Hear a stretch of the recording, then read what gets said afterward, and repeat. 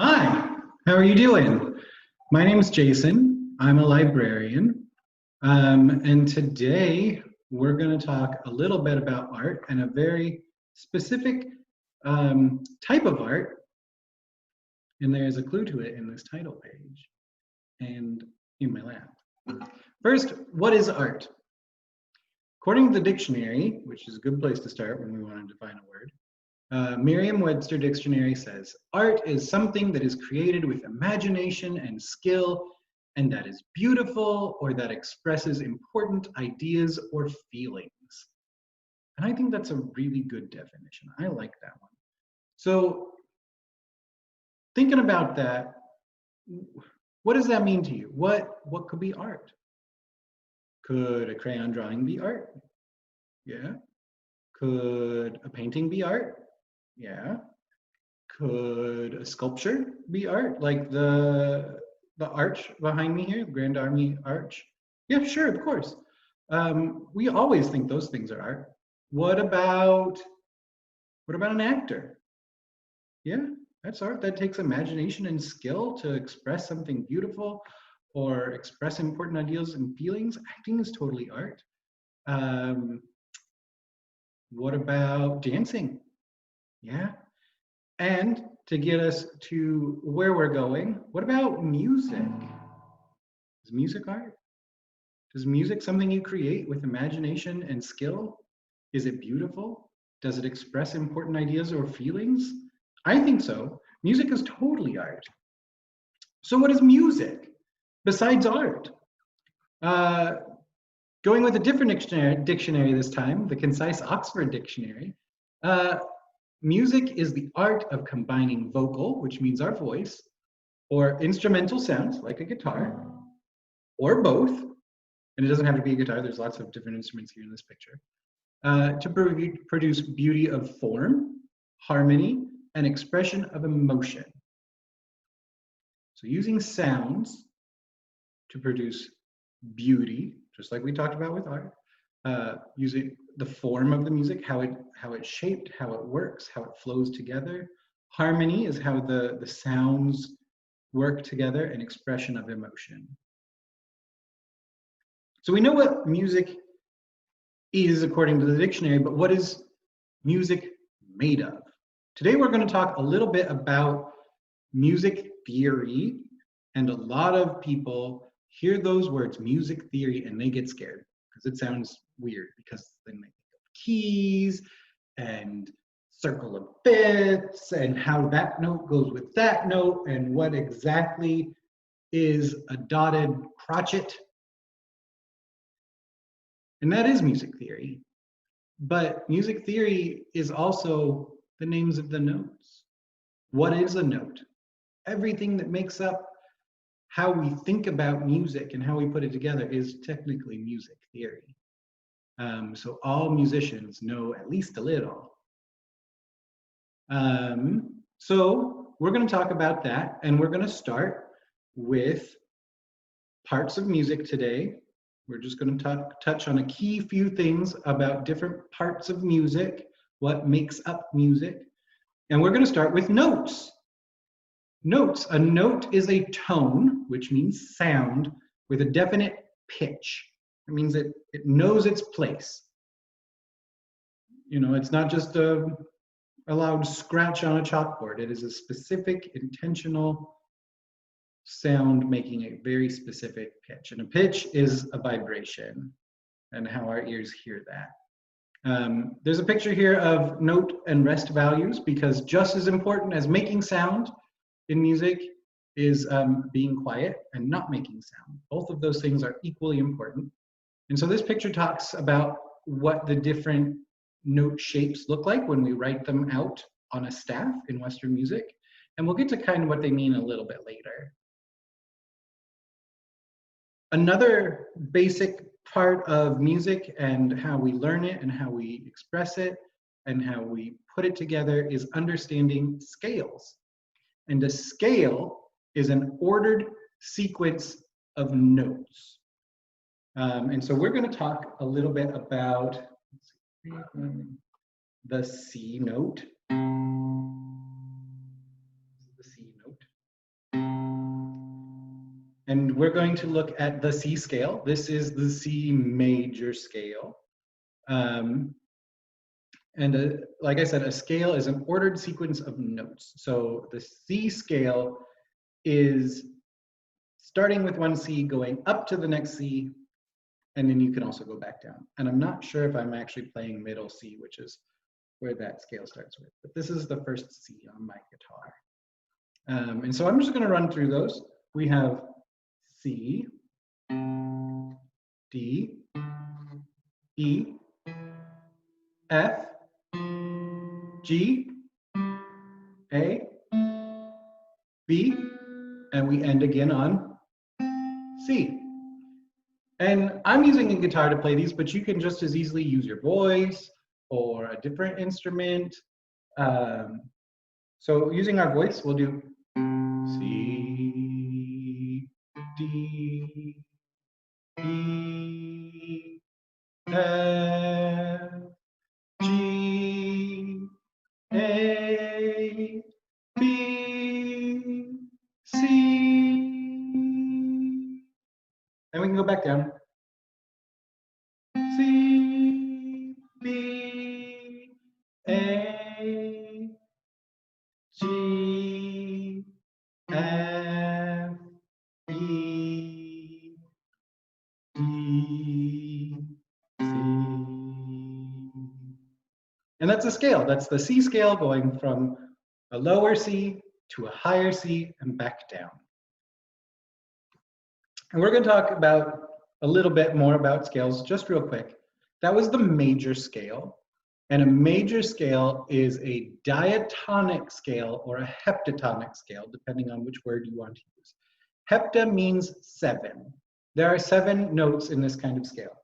C, C, D, E, F, G, A, B. And then we end on C, but that's the same note, just higher pitch. It's the same, just higher. And so we end there, but it's still a C note, so 7 notes. Diatonic is what more people will call it. It's a Greek word that means progressing through tones, which is what we did. C, D, E, F, G, A, B, C, progressed through those tones. And like we said, that C was the C major scale, and we use a heptatonic or a diatonic scale in Western music to make a major scale. There's another kind of scale that is fairly common in music, and that's a pentatonic scale. Penta means 5. There are 5 notes in this scale, and we'll start again with C.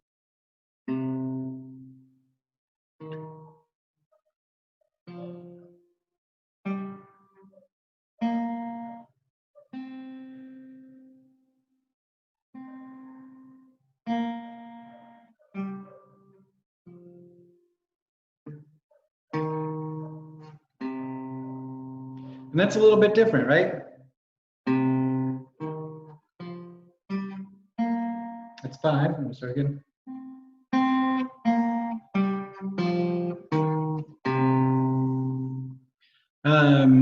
And I picked that one because I'm using the guitar, and a lot of guitar players will use a pentatonic scale for doing riffs and solos.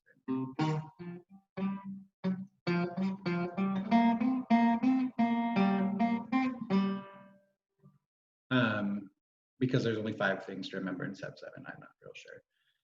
But it's a common one on guitars to learn. So heptatonic meaning 7 and pentatonic meaning 5, 2 kinds of scales. And we'll look real quick again at the C scale. A scale is an ordered sequence of notes. In Western music, we use letters A, B, C, D, E, F, G. Or if we're playing the C scale, C, D, E, F, G, A, B. Because when we hit the G, start over again at the beginning. So what are some other parts of music? Duration. Notes, in addition to having a sound, have a duration. And a duration is how long the note lasts, or how long the quiet lasts. Because remember, it's just as important to not make noise as it is to make noise when you're making music. And so like I promised, we're going to look again at what those different shapes of the notes mean and the rest when we write them down. I like to start in the middle. Let me use the annotate button here. Starting at this one and at this one. And I'll get to why I use those two as my reference points here in a second. But those are both called quarters. And if you put 2 of them together, you get a half. If you put 4 of them together, you get a whole. If you only use half of one, you have an eighth. And if you only use a quarter of a quarter, you have a 16th. And that is the duration. And the duration is tied into rhythm. Oh, can I clear that annotate? That's silly. Clear all drawings. There we go. It's timed into rhythm. In music, rhythm is the placement of sound in time. And so we were talking about the note values and the duration, and that's tied into the rhythm. And the first part of understanding rhythm in written music is knowing what a time signature is. And that's going to key into why I like to start with quarters. If we look at the image on the bottom of the screen, we'll see a funny squiggly line, and that's called a treble clef. And then we'll see 2 4s stacked on top of each other. The top number, they don't have to be 4s, they can be different numbers. The top number tells us how many beats are in one measure, one little segment of music. And in this case, that means 4. There are 4 beats in a measure. And then the bottom note tells us which note counts as 1. And in this case, it's a 4, so the quarter note. And 4/4 time, or common time, is one of the most common, hence the name common time, time signatures in music. I think maybe the second most common might be 3/4 time, 3/4. Don't quote me on that, but it's what I've seen. 4/4, then 3/4. And then it can get weird, you can have 6/8, but we're talking about 4/4 right now. 4/4 means that there are 4 beats in a measure, and a quarter note, 4, gets the count. It counts as 1. So a quarter note, in this case, let's just make it 1. 1. So a half note would be 2. 1, 2. 1, 2. And a whole note would be 4 counts. 1, 2, 3, 4. Or you can have 4 quarter notes. 1, 2, 3, 4. And you can break them down into halves, and you'd have 8th notes.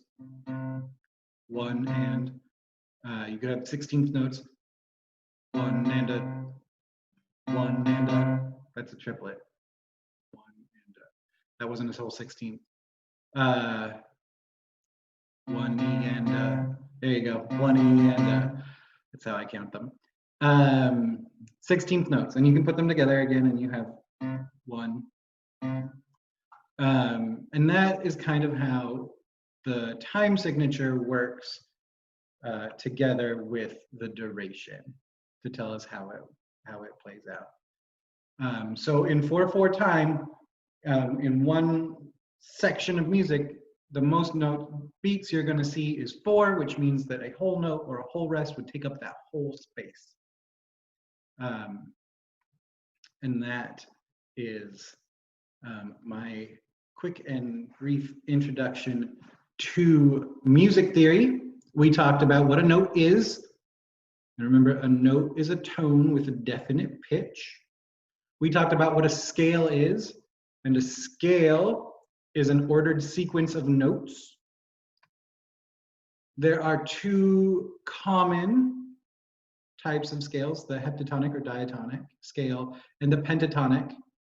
I did mention major scales, so I can also mention minor scales. I didn't tell you what they are, and we'll save that for another class.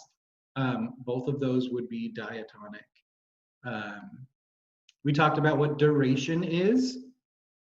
Duration is how long the note lasts, and we kind of looked at values of notes and rests and how that correlates to duration. And we talked about rhythm, and rhythm is the placement of sound in time.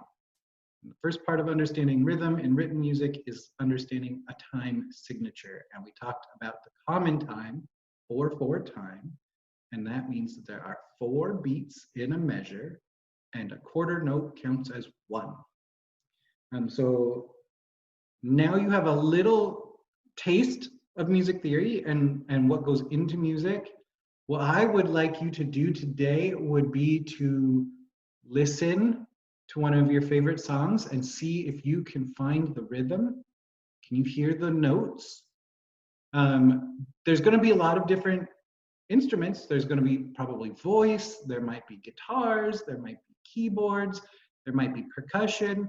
See if you can listen to one of those things and listen for the different pitches, listen for the different durations, and see if you can kind of find a rhythm.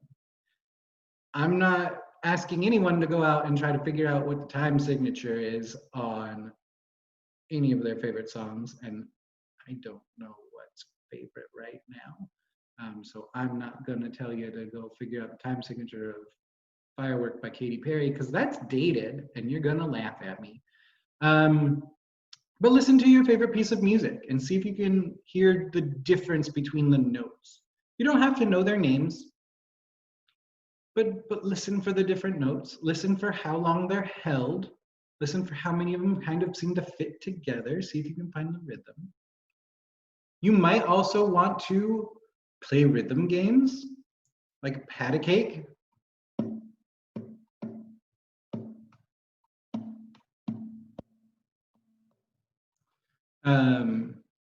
That was the rhythm for Pat a Cake.